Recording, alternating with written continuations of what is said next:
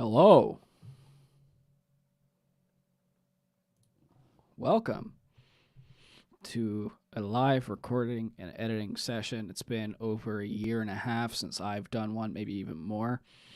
But I used to do these all the time. If anybody who's watching is a longtime fan of the channel, I used to do these every week, every other week.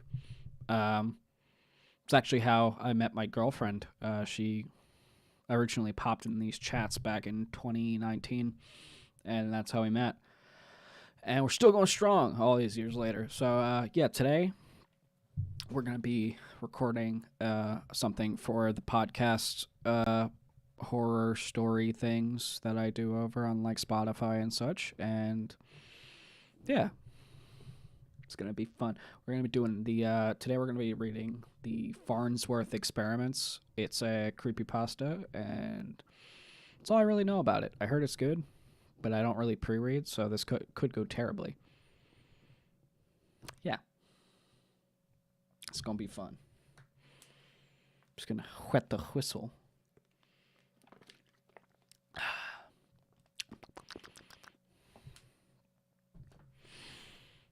How's it going? How goes it? Damn, I really had technical difficulties for like 10 full minutes. That kind of sucks. How you doing, Shiloh?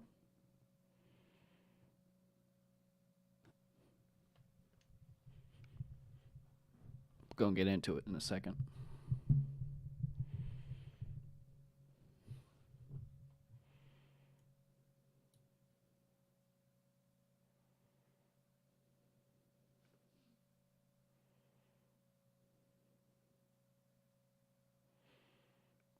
All right, we're going to get into it. Because not only do we have to record, but we have to edit, because that's the whole... Yeah, I said, how are you doing?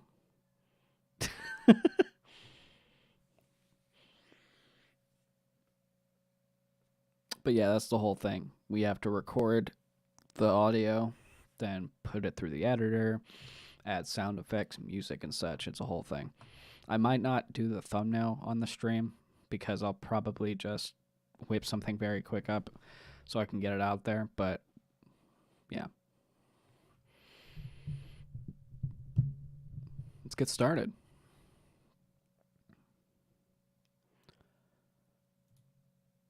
You may have heard of the Farnsworth experiments. Whoa, my throat just made a weird sound.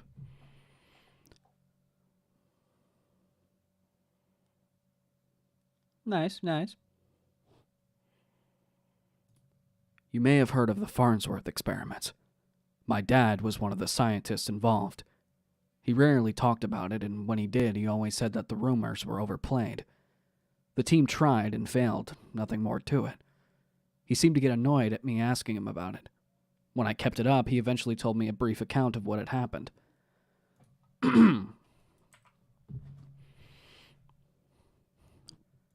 It was the mid-'80s, and he was living in Albany, New York, pursuing his PhD.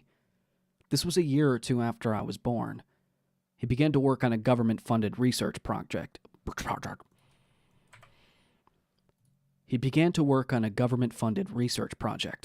The experiments were to be done under absolute secrecy. The goal was to test a 15-year-old hypothesis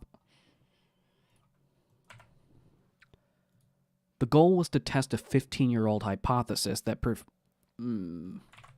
starting great. The goal was to test a 15-year-old hypothesis that previous to this point seemed non-testable. Oh my god, I'm just so fucking bad at my job, goddamn. The goal was to test a 15-year-old hypothesis that previous to this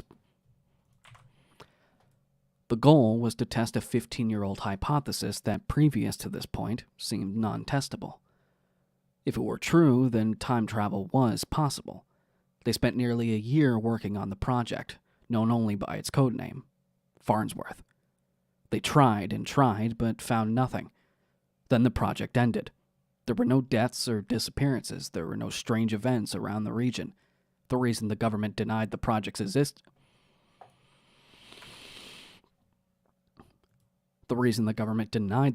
existence was purely embarrassment over funding something that in commas, people, when you write, put fucking commas. Don't have a fucking 30-word long run-on sentence. Goddamn. The reason the government denied the project's existence was purely embarrassment over funding something that, in hindsight, seemed so ridiculous. It felt good to know the truth. Whenever I heard someone retelling the story, I wished I could tell the real version, but I promised Dad I wouldn't, for the sake of his career. For the next few years, I didn't really think about it.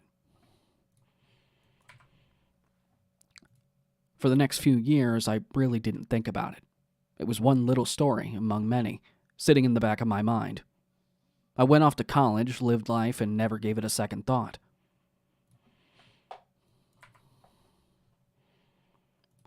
A few months after I graduated, I drove up to Boston for Thanksgiving of '06. Dad still lived in the same house that we lived in since I was maybe 10. Thanksgiving this year was small. I'm having fucking teeth problems. Gotta take my Orajel. Yay.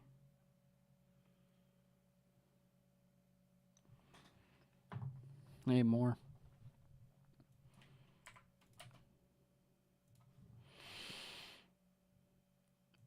Thanksgiving this year was smaller than years before. It was just me, Dad, and my older sister, Kate. It was a normal Thanksgiving meal. Peas were in short supply, but I never much liked them anyway.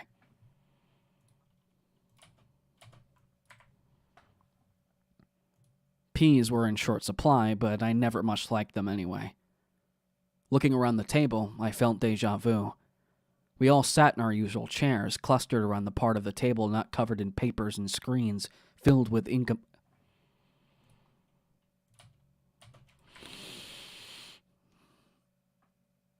taint, probably.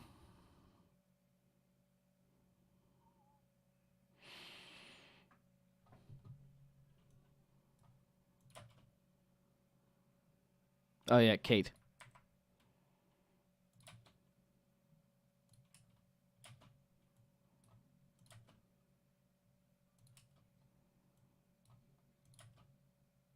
Yeah, I definitely said Kate. I did not say taint.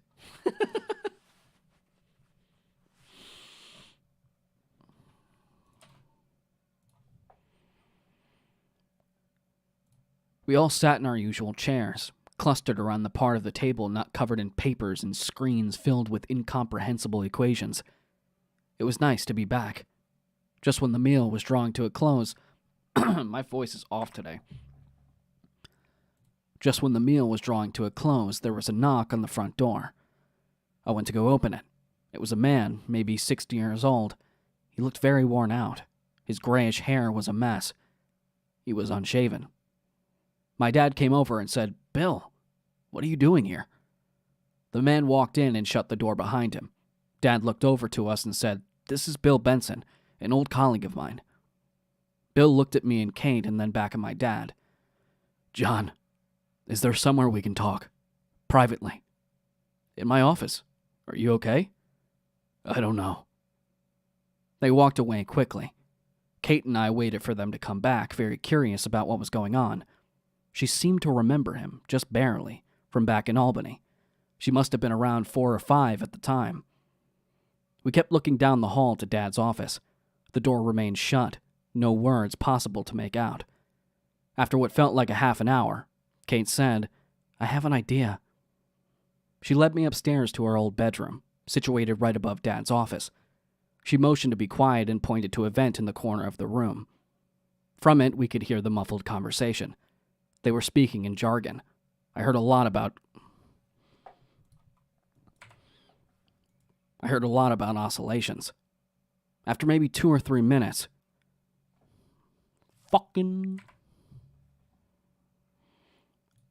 After about 2 or 3 minutes, I heard Bill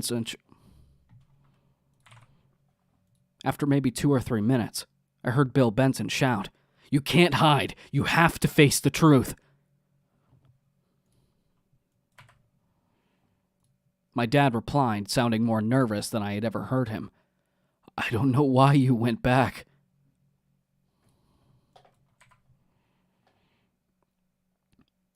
I got up from the floor quickly, hitting my head on a shelf with a loud thud.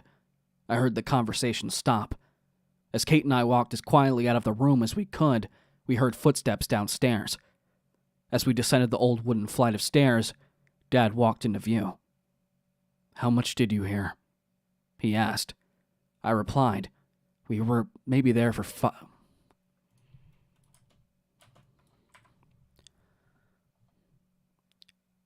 We were there for maybe 5 minutes. He told us to sit down at the table. We went back to the dining room. Bill Benson sat too, taking some old notebooks off the seat of his chair and putting them on top of the cluttered side of the table.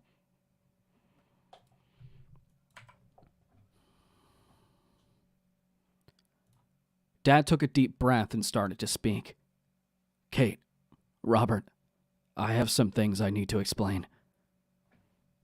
Let me make that better then. Kate, Robert, I have some things I need to explain. Try one more time. Kate, Robert, I have some things I need to explain. He seemed to be very shaken up, but he was pushing through it to the best of his ability. You know how I said I worked on the Farnsworth experiments when you both were very little? Well, when I told you we failed, that was a lie. It worked. Better than anyone could have ever expected, but there was a problem. A big problem, and now we don't talk about it. We think about it as little as we can, and we never go back. That's why we moved away from Albany. Now Bill's problem is he went back. He shouldn't have. We can't get ourselves involved. He looked at me and my sister. For your own good, don't try any detective work. Live like I live. Live like nothing ever happened. Those of us who ignored the past are fine. Now we are going to eat dessert like nothing happened, and we are going to forget, okay? I nodded, though my head was filling with questions. Bill looked over at Dad and said, I can't just leave it like this. I've tried for years.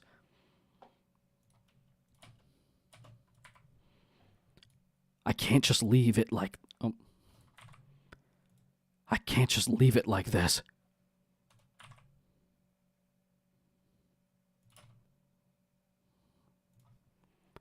I can't just leave it like this. I've tried for years. We have to find the ones they took. Emily might be out there. Don't you want to find her?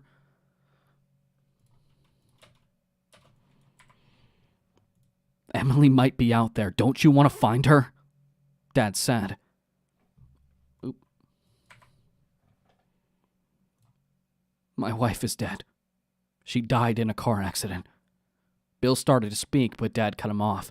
If you want to stay for dessert, stay. But if you try to dredge things that are meant to be forgotten...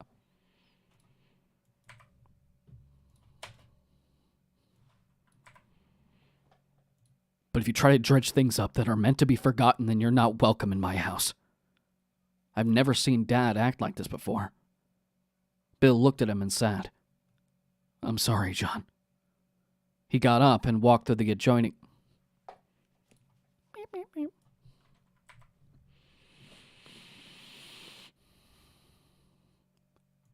He got up and walked through the adjoining living room and out the door. He got up and walked through the adjoining living room and out the door, into the light snow. Dad took a deep breath and didn't speak for maybe a minute, and then he spoke. I'm sorry you had to see that. There's nothing to worry about.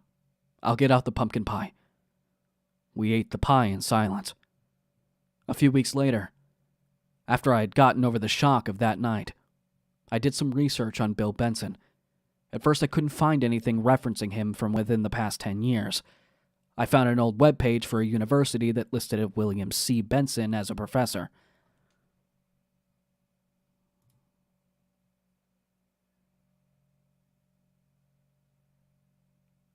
Yeah, I'm a pretty good voice actor.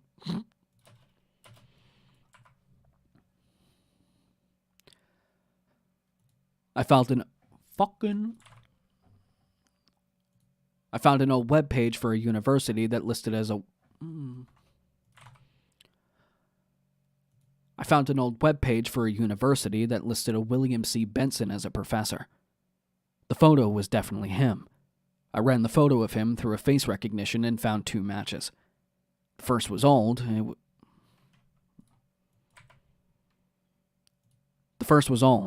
In it were 5 people, some in lab coats. Benson was on the left, looking much younger. His hair was neat. He was wearing street clothes, also neat. And on the right were 2 women I didn't recognize. They were the oldest of the group. What's up, Derek? What's going on, dude? Oh my god, I have so much left. I'm crying. But you gotta make it long. You gotta get that retention rate for fucking podcast length shit.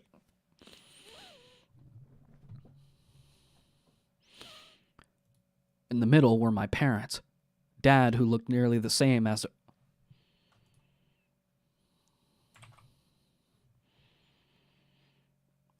In the middle were my parents. Dad, who looked nearly the same as a... Fucking typo, man. In the middle were my parents. Dad, who looked nearly the same after all those years, and Mom, who I only remember from pictures.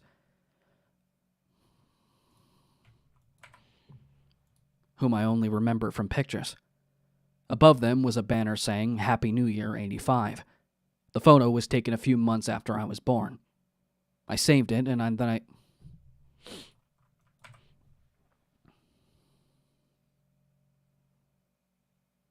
Yeah, most people don't do that, but I've always done it like that.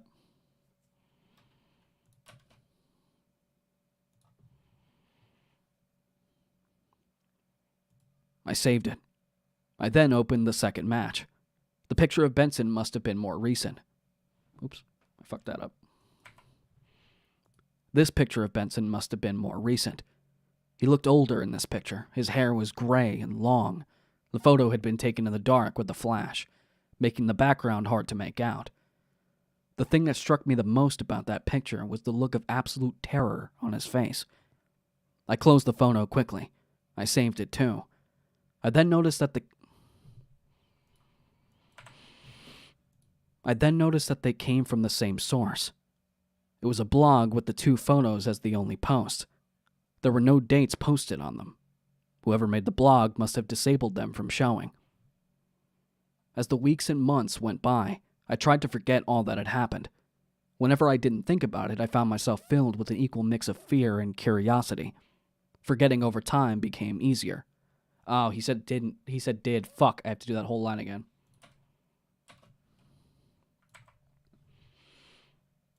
Whenever I did think about it, I found myself filled with an equal mix of fear and curiosity. Forgetting over time became easier. I got a job in Tampa, Florida. I was in and out of 2 relationships. Kate was living in New Jersey, working on a residency at a big hospital.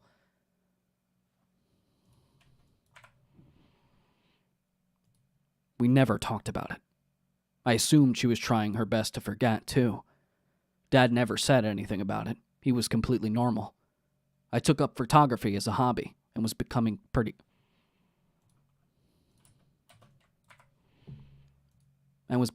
good. 4 years after I met Benson, the family got back together for Thanksgiving. I flew up from Florida to participate. This time, there were more people. My aunt and uncle, a cousin, and Kate's fiancé.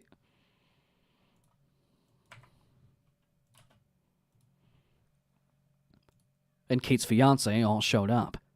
It felt strange entering that old house. The memory... oh, fucking hell. The memories flooded back to me. I was the last to arrive. The large dining room table was cleared off the...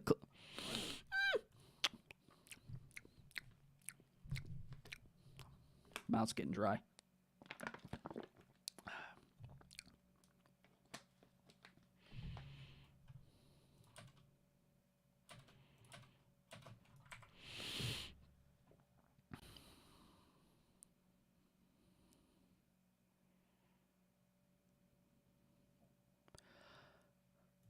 The large dining room table was cleared of the clutter that had filled much of it in the past.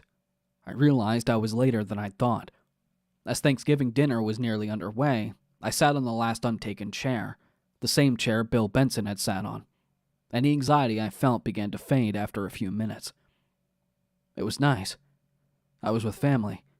Dad was chatting about the things going on at MIT, his research, who was getting tenure, the usual things.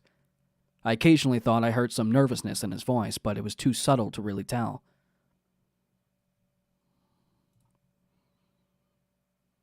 Your voice brings me back to early Dark Side of Gaming videos, and that makes me happy. Aw. I miss those days. I do. It was fun back then. I put a lot into that project initially. Like, a lot. Like, Swamp really didn't know. He knew what he wanted it to be, but, like, getting it together was... It was cool being a part of that process, like, helping him build the show. Suggesting topics and, you know, all this stuff and doing the art for it. Which I still do the art for it, but I still, to this day, have not created something as good as the original art for the show.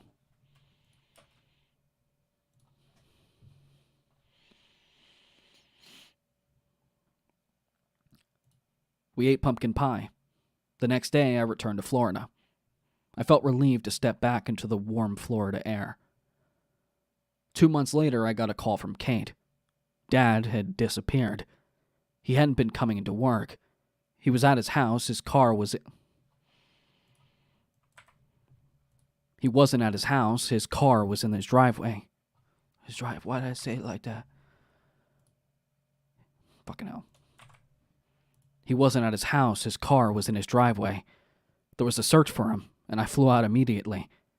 They combed the area. They scoured databases, but even with his name, face, thumbprint, and retina, they found nothing.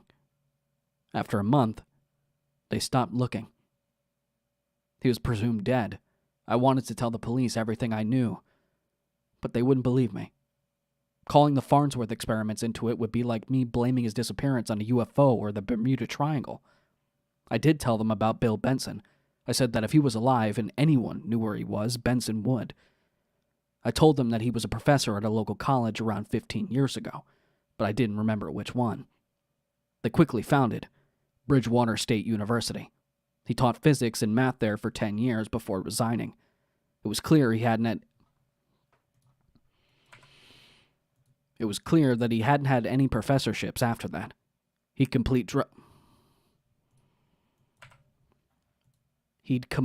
dropped off. Like, do you guys not fucking proofread your stories? Like, what the fuck? Do you not proofread before you post? Like, I could recognize a TDN thumb from 86 miles away. There's a lot of copycats, myself included.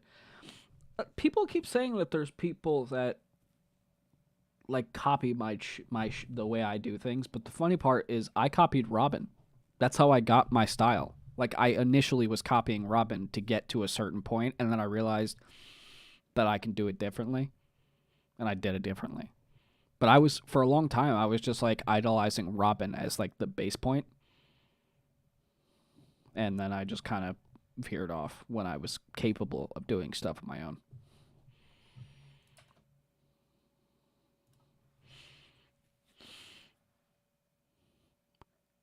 He completely dropped off of everyone's radar.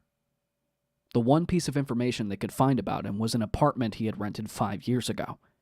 It was in Albany, New York. They couldn't get any other information. To them, Bill Benson was a dead end.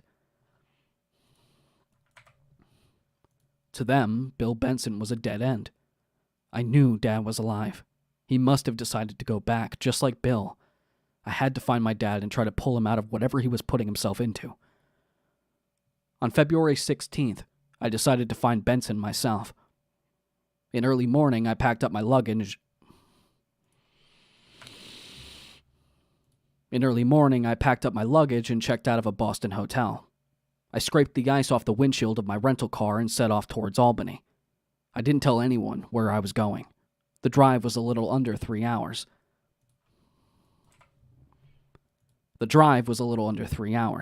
When I got there, I checked into another hotel. I used a fake name. I don't know why I did it. It just felt like the right thing to do. Later, I made my way to his old apartment, bringing my camera with me. After a short drive, I found the building. I made my way to the main office and walked in.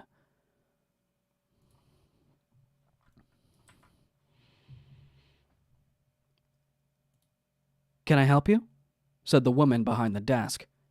"Yeah, can I ask you a few questions about someone who used to live here?" "Is it about William Benson?" She replied.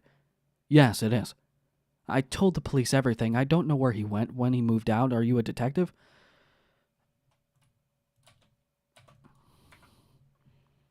"I told the police everything. I don't know where he went or when he moved out. Are you a detective?" "No, I'm John Bowen's son." She nodded and said, "You could talk to his old neighbors." "You could talk to his old next-door neighbors. He lived in apartment 108. The people in 107 still live there. I hope they find your father."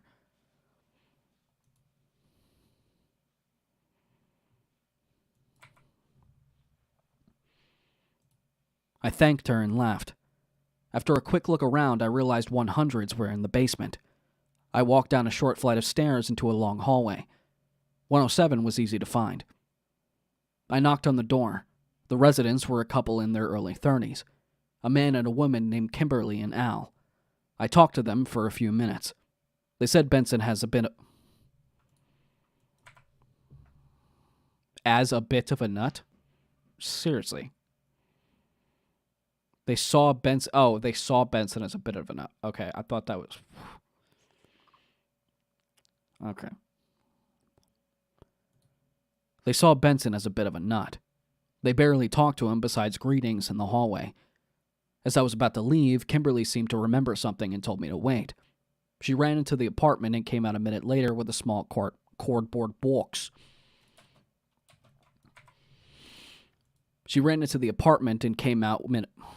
The fucking ads keep, popping up and I can't read. She ran into the apartment and came out a minute later with a small cardboard box, taped shut. "He told us if anyone trustworthy came looking for him, to give him this. To give them this," she said. I thanked both of them and returned. Wow, that hurt. How y'all doing tonight? How much we got left? We're going to put this right here.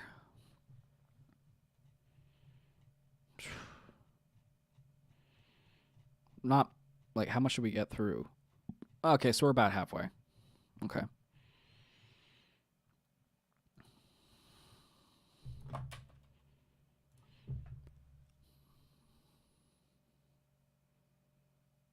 What do you mean raw dogging? I don't pre-read? Yeah, I never pre-read a story.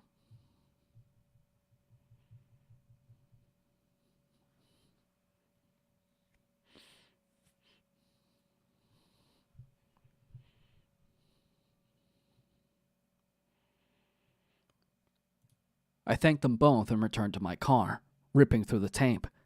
In it was a ridiculously old...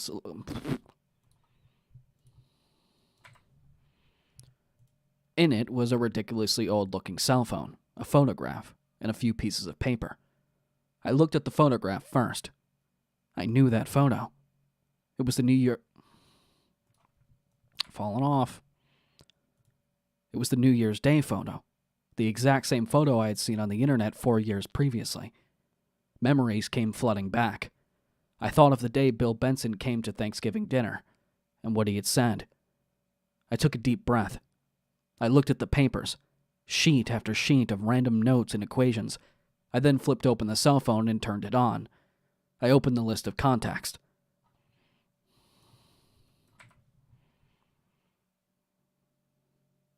That's always how I've done it. Oh, it's this fucking thing. Get out of here, water bottle.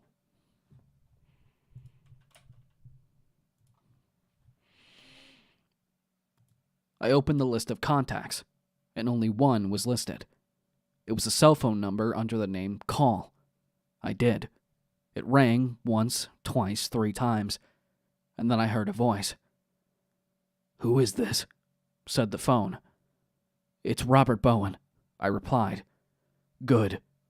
Meet me in half an hour in Washington Park. I'll be by the fountain."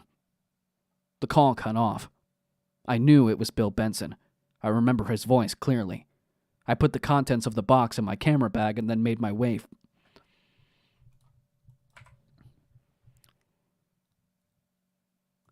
I put the contents of the box in my camera bag and then made my way by foot to the park. After a bit of walking, I saw a fountain in the distance. Snow lightly fell. As I got closer to the fountain, I realized it was off, presumably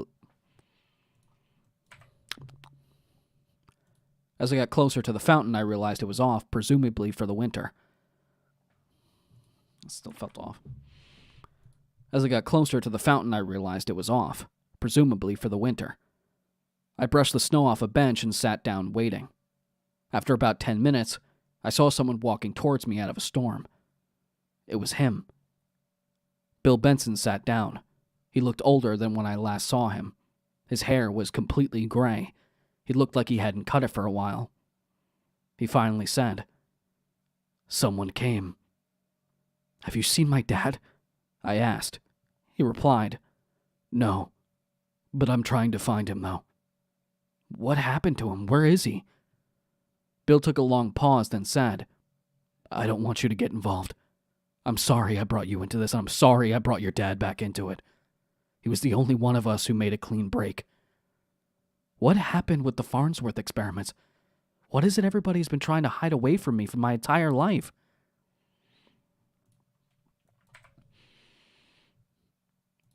"It's for your own good that I don't tell you. Do you have the photograph from the box?" "Do you have the photograph from the box?" I pulled the picture out. Bill took it and pointed to the woman on the far right. "Disappeared. Insane. Disappeared. Disappeared. Oh, and there's me.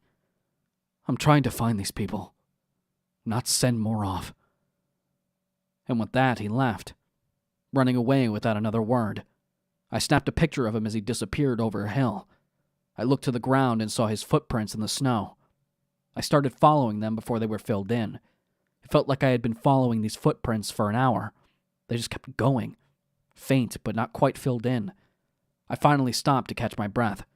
I was thinking Bill Benson must be keeping in great shape. He's in his 60s and was easily outpacing me, a 26-year-old. Then a more unnerving thought came to mind. Washington Park was less than a half a square mile large, but I had been going in a straight line for what must have been for over a mile. I wasn't going in circles, was I?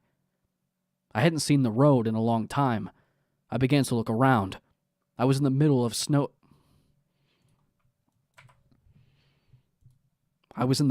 a snowy wilderness. I was just in a city. How could I be here? The snow was starting to get pretty light. I pulled out my cell phone. No reception. Bill's cell phone. Bill's cell phone. No reception. I looked at the footprints, and they were almost gone, but not quite.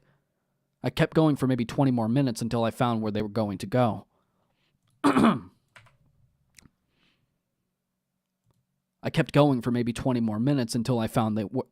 hell. I kept going for maybe 20 more minutes until I found where they were going to. They stopped at an old building made of sheet metal. It looked to be maybe 2 stories with one window and a single door. Time to wet the whistle.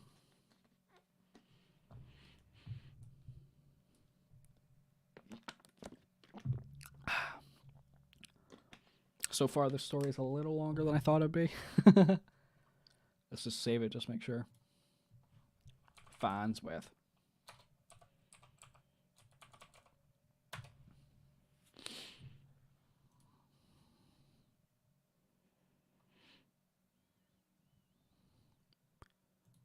That building gave me the creeps. I pulled out my camera and snapped a picture of it. I walked the perimeter, but saw no other ways in. My head hurt like crazy. It was dark. Night. What the fuck just happened? Night. I was lying in the snow. I tried to think back. The last thing I could remember was the strange building. I took out my phone and looked at the time. 2:28 a.m. I used the glow of my phone as a flashlight, illuminating only a few feet in front of me. The only thought in my head was to get the fuck out of there. I didn't even know how I got back. I was shivering. I touched my head, feeling a sharp pain. I shined the phone light on my hand and saw blood. I decided to just start walking. I couldn't stay in one place. Every time I stopped, I felt like I was being watched. Eventually, I saw a light in the distance. I felt a tremendous feeling of relief. It was civilization.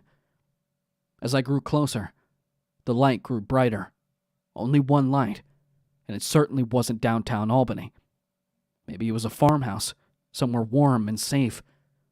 I began to run, cell phone outstretched. I felt a sinking feeling as the source of light grew more apparent.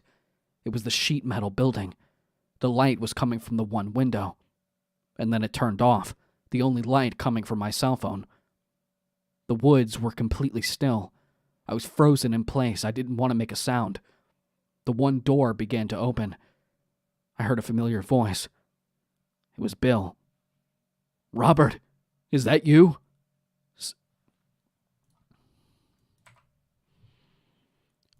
Said Bill as he stepped outside. I felt relieved. "Get inside before you freeze to death."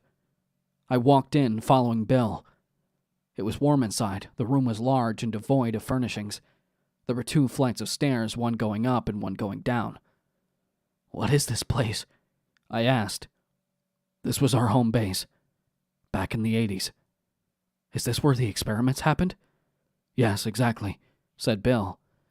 "Our lab was downstairs. Everything down there has been broken for a long time, though."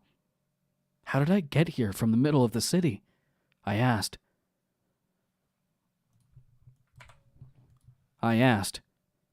It would take me days to explain. Just think of it as a result of the experiments. "Somebody knocked me out. How do you know we're not in danger?" "I'm sure it was just a tree branch. This place has been calm for years. We're safe." I was beginning to settle down slightly. "I'm gonna go get..." Oh, that's not him. That's not Bill. Oh, shit. "I'm gonna get some coffee," said Bill. "You want some coffee?" "Yeah, sure," I said. He took the flight of stairs that led up. After a minute or two, I walked over to those stairs. I could see Bill boiling water on a wood-burning stove. I walked over to the other staircase. I shined my phone light down the stairs, revealing an old wooden staircase. I flicked a light switch, causing the room to fill with light. It was a laboratory, with many devices I didn't know the purpose of. I nervously walked through it. On the other side of... This story is really hard to read because instead of using commas, this man's just fucking using periods. I don't think he's ever seen a comma in his life.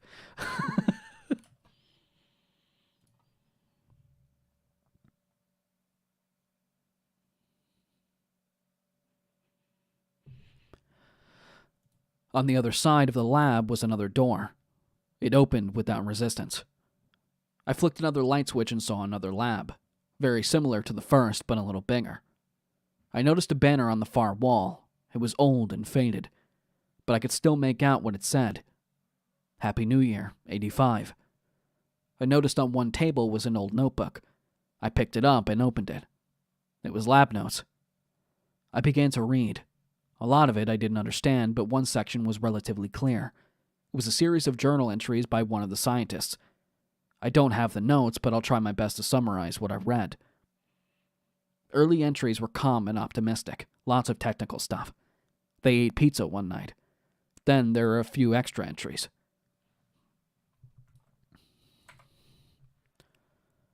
Then there are the next few entries, more spaced out.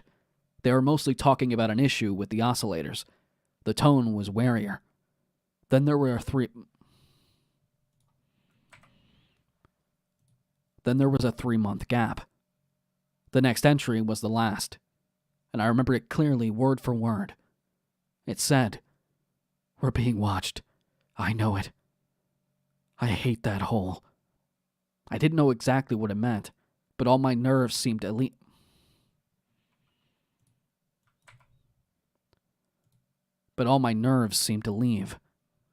I wanted to go back upstairs, but first I would take some pictures of the journal. It would only take a second. I took the camera out of my camera bag and turned it on. On the screen were flashing words, "out of memory." That was strange. To fill my memory card up, you would need a ridiculous number of photos. It was barely 7% full when I had last looked. When did I last use the camera? Before I blacked out. I heard faint footsteps from far away.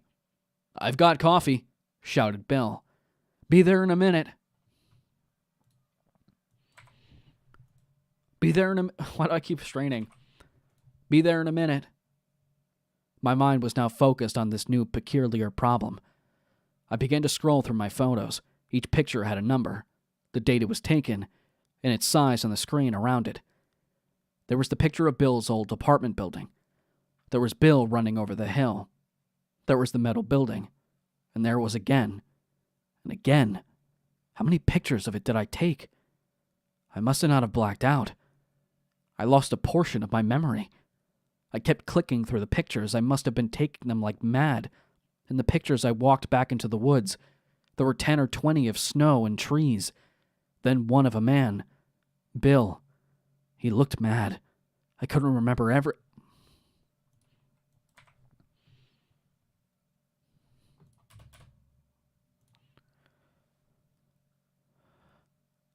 I couldn't remember any of this.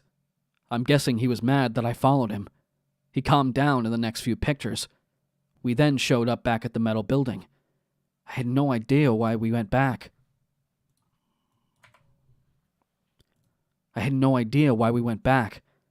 Bill opened the door and we went in. We went in. I'm having a tough time today. Bill opened the door and we went in. "Coffee's getting cold." I'm almost done with... Oh my god, I can't fucking read today. I'm sorry, guys. "Coffee's getting cold. I'm almost done with something." The next pictures were The next few pictures were of the ground floor of the metal building, but it was filled with furniture. All of it looked like it had been falling apart for a long time. Where did it go? Where did it all go? I felt a chill go up my spine. The next photos were of the first lab. I must have been trying to document every machine. Finally, I got to a photo where Bill reached for the door to the second lab, the room I'm in now. I must have gone through the same routine, photographing everything. There was the banner. There were the lab notes. Then one photo showed up that confused me. It was of another door, one I didn't see anywhere in the room. The file size in this photo was 15.3 gigabytes. "Are you coming? Don't stay down there too long." The file sizes were expanding with each image. The next was a look at the door from the I'm gonna take it quick. Yeah, I'm struggling right now, though. I hope it's over soon. Fuck. Yeah, we're almost done. Okay, cool. Let's save real quick.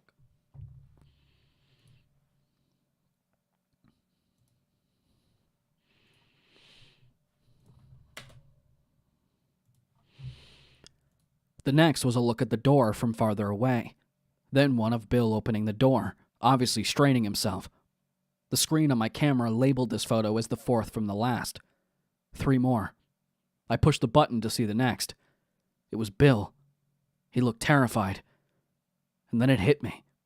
This was the same photo I saw online 4 years ago. The background was too dark to make out what was in the third room. Whatever it was horrible. I could see it in his eyes. "I'll just bring the coffee down to you then," Bill shouted calmly from 2 rooms away.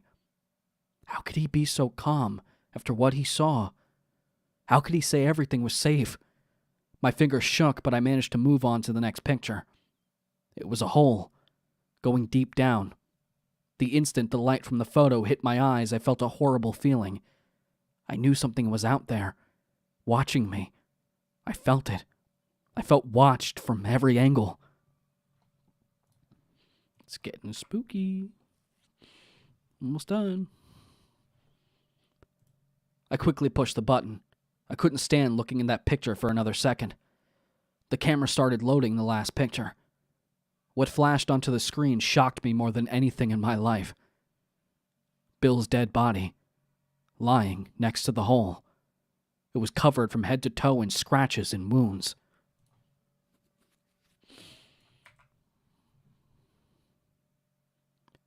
A pool of blood had formed around him, dripping down into the hole. The same expression from the previous photo locked onto his dead, pale face.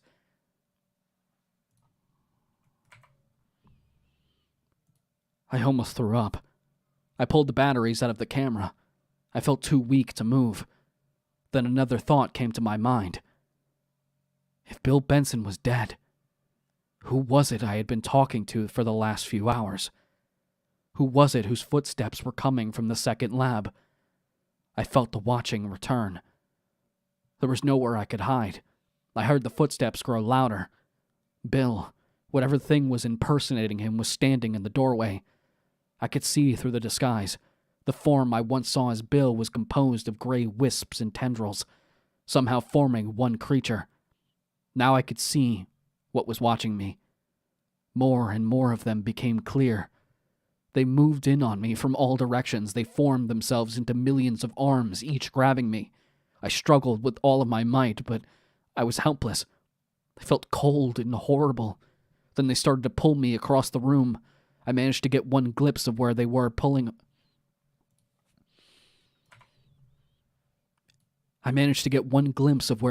me. An open door. They were pulling me towards that hole. I struggled as they dragged me through the small doorway, past Bill's body, closer and closer. And then they stopped. I don't know how long I was held there. All I know is eventually I passed out from exhaustion. I woke up in a field. I was alive. I still felt watched, but I was alive. Today, I'm back to living my life, the best that I can. They spared me, I don't know why. Now I'm under a sort of house arrest, if you will. I'm somewhere where I can't make trouble. I've been here 3 years. It's now 2013. I have a job and an apartment. There's always there...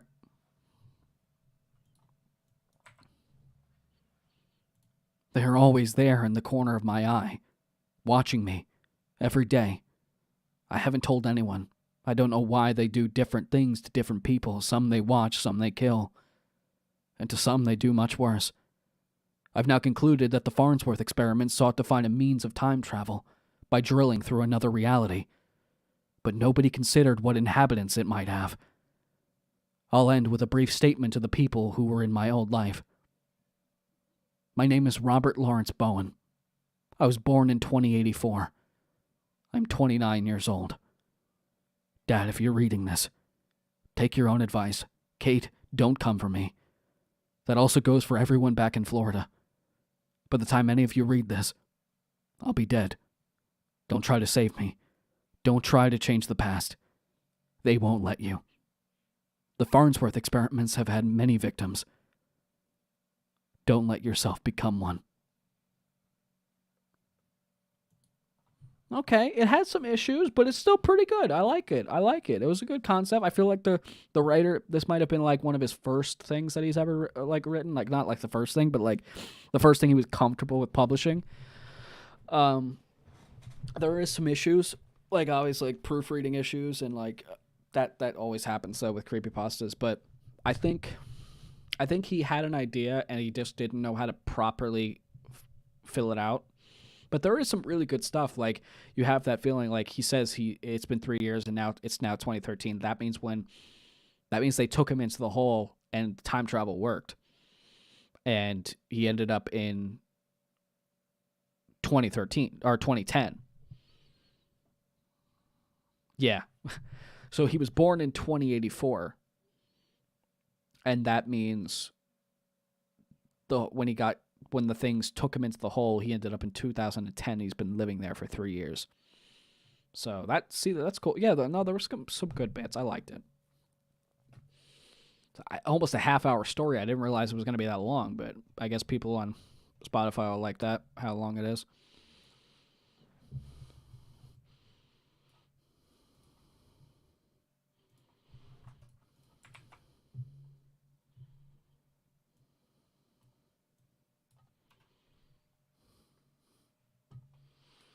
get some lo-fi.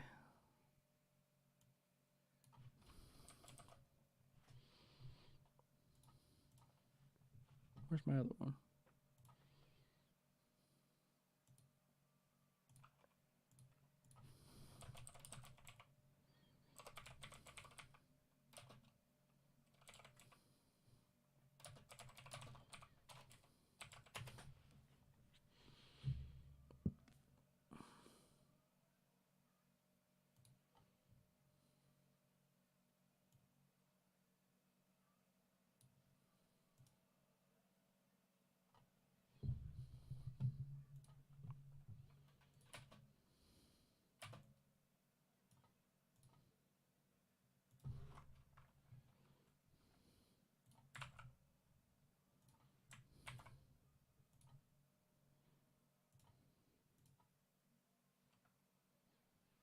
So how you guys doing?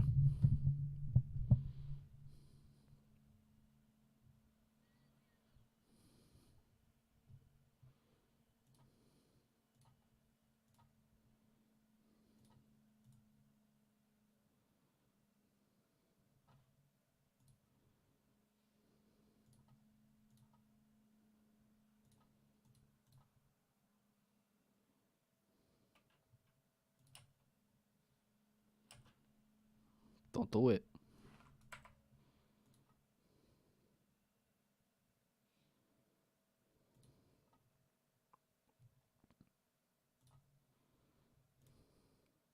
Dolan. I'm hungry. Probably eat my leftover burrito.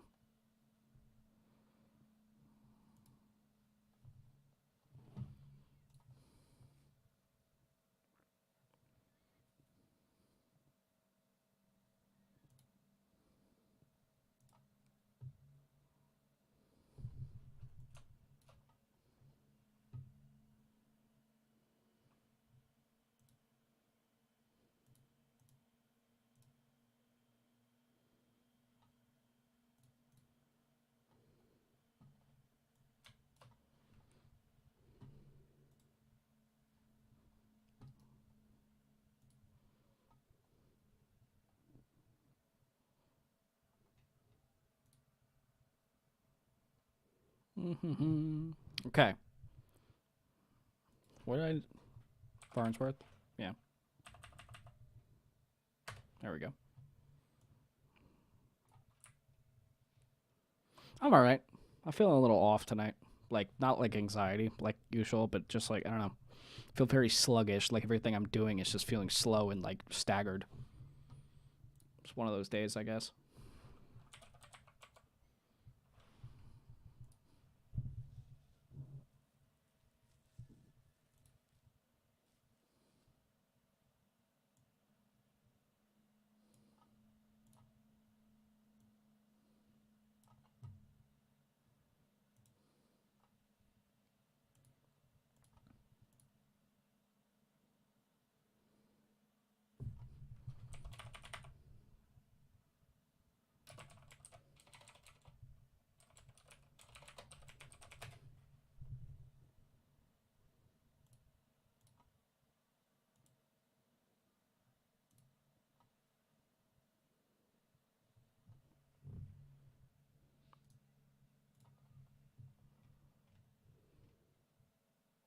Great, it's going to irritate me.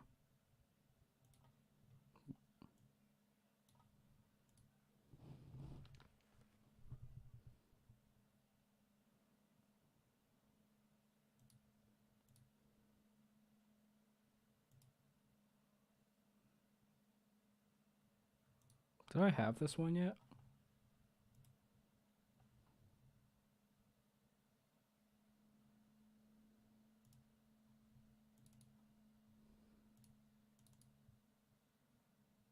I don't. Let's do this one.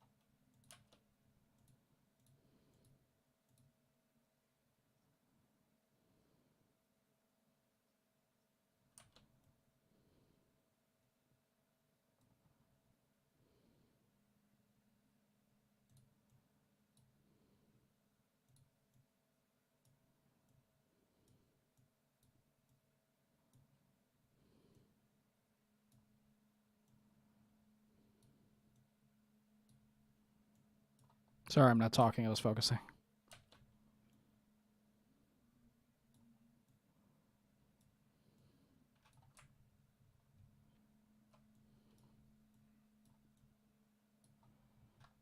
There we go. Then we have our sets for here, and then we can put in our sounds and stuff that we want. I don't really want like too much because I don't really have.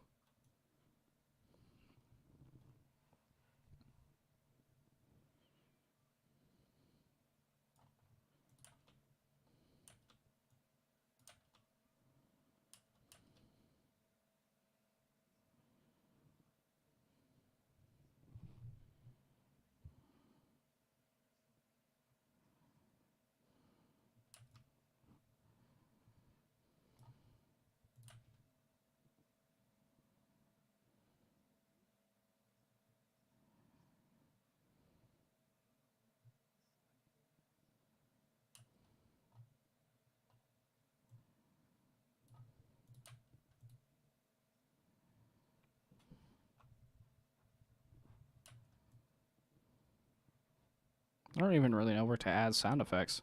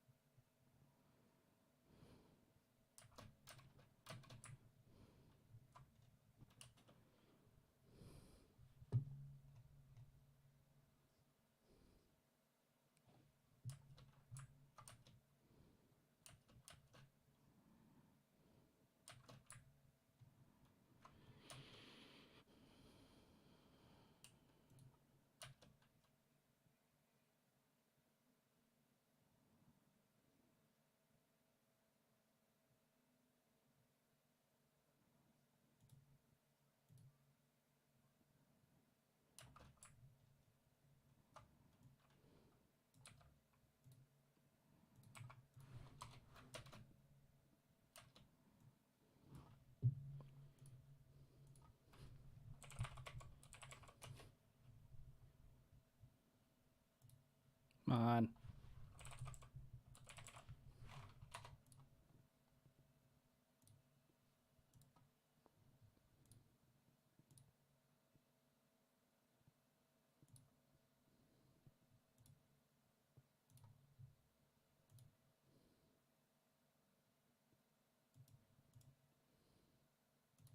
That one's cool. Audio Jungle.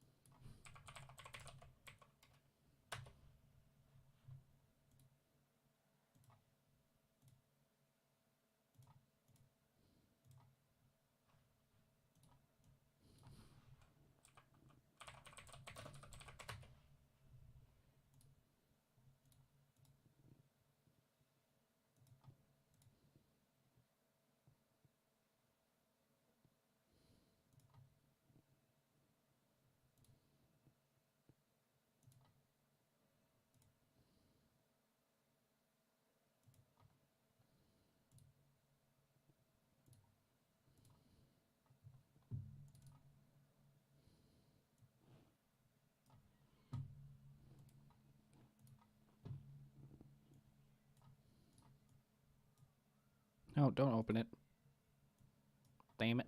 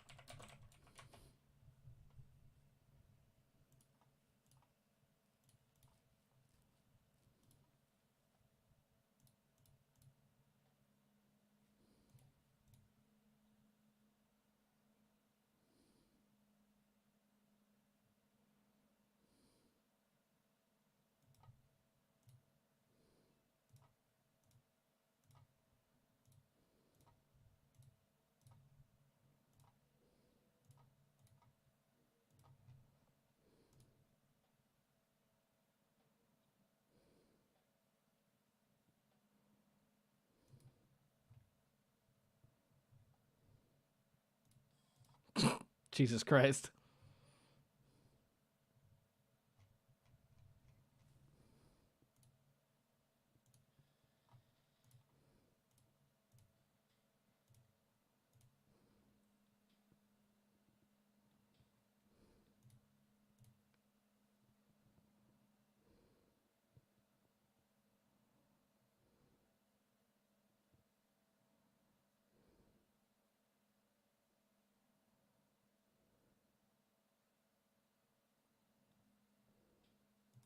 Yeah, that's cool.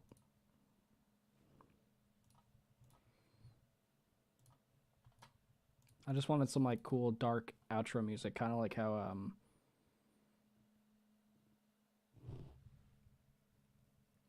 Dark Somnium does it.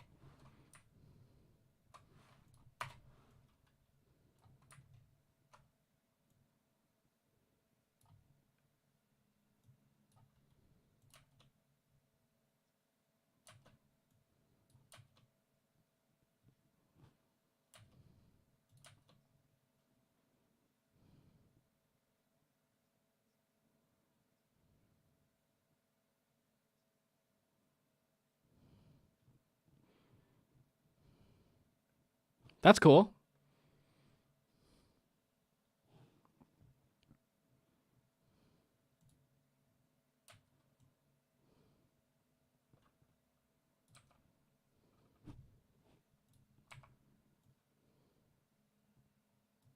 Yeah, I like that. That's cool.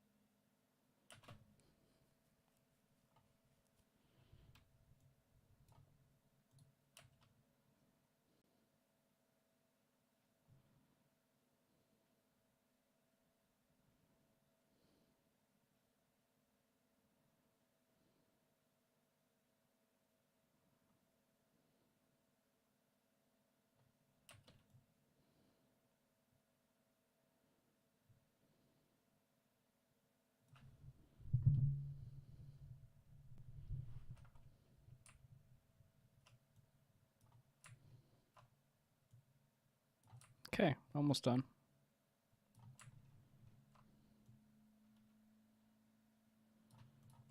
There you go. And then we're pretty much done. Yeah, that's it for this one, guys. Thank you guys so much for tuning in and like sticking around. I'm not really gonna do the thumbnail on stream because I'm gonna go eat first. So, but yeah, you'll see this up within about an hour on Spotify and everything. I'm sure it'll be in the other places soon. But yeah, on Spotify and I think they call it Spotify for podcasters now. That's what Anchor is. But yeah, it'll be up. You'll see it on Twitter. But thank you guys so much for tuning in, and I will see you guys next time. I want to before I stop, I want to do one of these every week for when I record these, so you'll see a lot more of me on here.